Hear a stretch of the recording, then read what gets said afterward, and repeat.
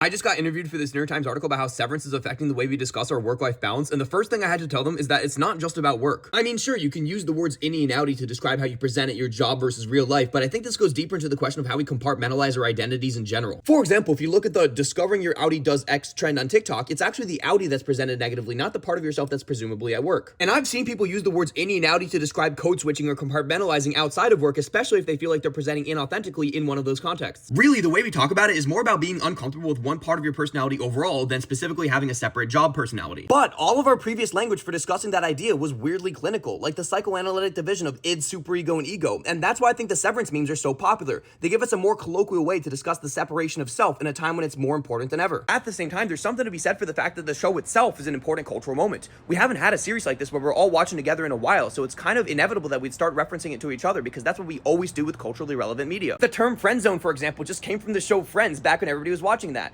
The word gaslight came from a film in the 1940s. Even all of our Shakespeare references that are still ingrained in modern language at one point were just pop cultural references for everybody to connect over, and we're now doing the exact same thing with Severance.